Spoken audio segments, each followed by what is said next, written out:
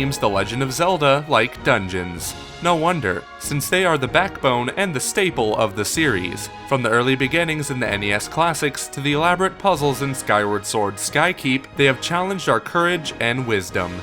But will this continue this time around? And will we find dungeons matching the quality of the forest or stone tower temples inside Breath of the Wild?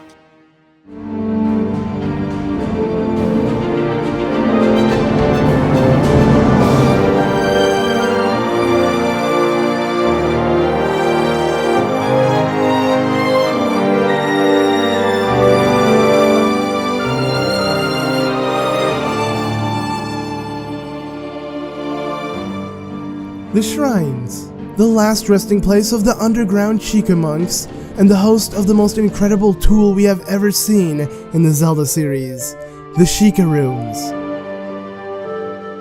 Upon leaving the Shrine of Resurrection, Link raises the Sheikah Towers of Hyrule and gains through his Sheikah Slate access to the Shrines of the Great Plateau. It appears that a similar pattern will follow throughout the other provinces, apart from raising the towers part.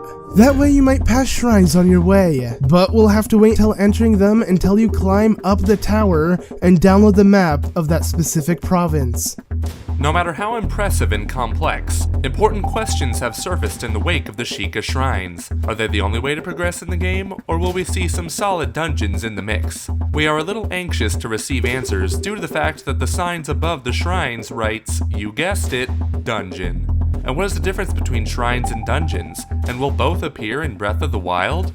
So far, we have seen the 4 shrines of the Great Plateau, containing the physics runes of proximity bombs, square bombs, magnesium, stasis, chronosis, and a few glimpses of a few puzzle-heavy shrines outside the plateau. Aesthetically, it seems that none of them differ from each other, as all of them share the same design, style, and layout. By doing this, they don't follow the traditional Zelda layout, namely fighting through the first half of a temple with nothing but your current arsenal. Then beat the mini-boss, get a new crucial item, and then use that item to progress and solve the puzzles of the remaining sections. And finally defeat the dungeon boss and receive a heart container as a bonus. One important thing to note here is that the shrines are not temples, but trials set by the Sheikah monks to test specific skills, rune, element, or theme. So we finally arrive at where it counts in a Zelda game, and unfortunately, the biggest mystery in Breath of the Wild. Are there any dungeons in this game when you can go in your underwear to Calamity Ganon? The short answer, it is unknown. Though the Sheikah Shrines have taken center stage so far in Breath of the Wild, both series producer Eiji Aonuma and the development team have loosely stated that their traditional full-size dungeons will be present in this game. Nonetheless, this does not confirm any of the rumors from credible to less credible sources on this debacle. One of them, which got the over 100 mini-dungeons correct, claimed that this game will have only 4, but in return massive traditional dungeons. The support for this claim can be found in the 4 barrier pillars surrounding Hyrule Castle and keeping Calamity Ganon in check. And 4 dungeons didn't hurt Majora's Mask, right? Oh well, let's be honest, they did. But it's fine, since the game was developed in a year. Nevertheless, 4 dungeons in such an ambitious game as Breath of the Wild, in a world as massive as Hyrule, would simply be disappointing. And since the map of Hyrule in this game has been divided into 12 areas / provinces, it seems more logical that the number of dungeons should be closer to 10, hopefully 15, to add more to explore to the entire overworld instead of going straight to Calamity Ganon.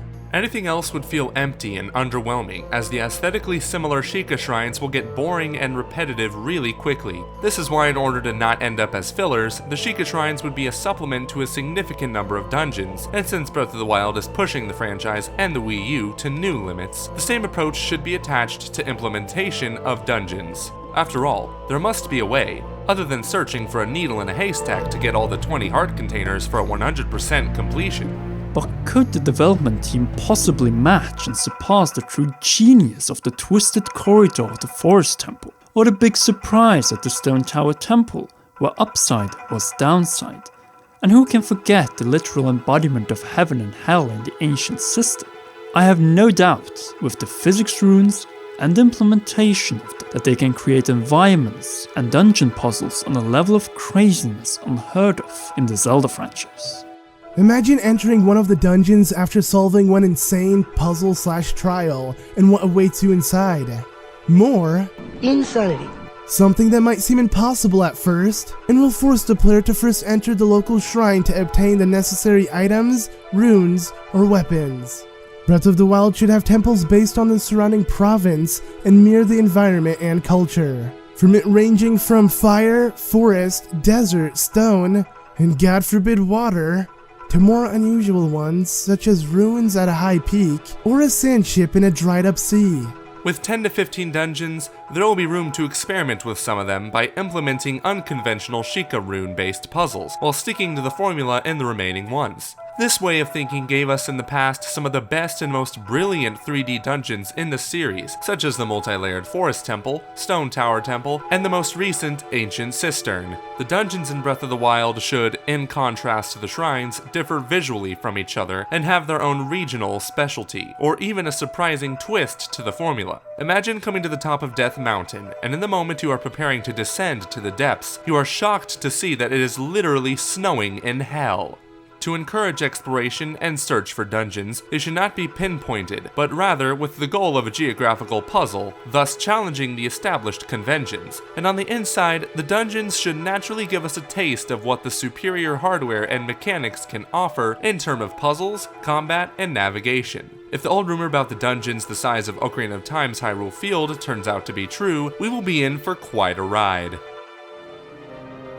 Size does matter, but then again, the big asset of Breath of the Wild lies in the journey between these highlights. And since Nintendo is stepping it up this time to unreal levels in the overworld, then imagine just what will be found in the true challenge of every Zelda game. Namely the dungeons and the big bad bosses that are a great crescendo and reward. No matter what, if there's one thing the Zelda team knows, then it's to program creative, innovative, challenging, and thought-provoking dungeons with puzzles and bosses that truly test power, wisdom, and courage.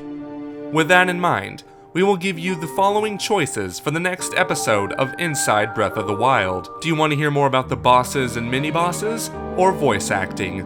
Vote by commenting below. Thank you so much for watching. If you like this video, then please like, share, favorite, and comment, and if you are new, then subscribe to Commonwealth Realm to not miss any future episodes of this Zelda Breath of the Wild series, videos on the NX, and gaming lore. Hi, this is Ruben Wegner. Many of you have wondered what music the intro is of Inside Breath of the Wild. I composed it, and on my channel Music Proposition you will find many soundtrack renditions for upcoming games, especially Zelda. Enjoy my music in Inside Breath of the Wild. Until the next video, this was the Commonwealth Realm, ZeldaMaster Luke. And we will see you in the next one.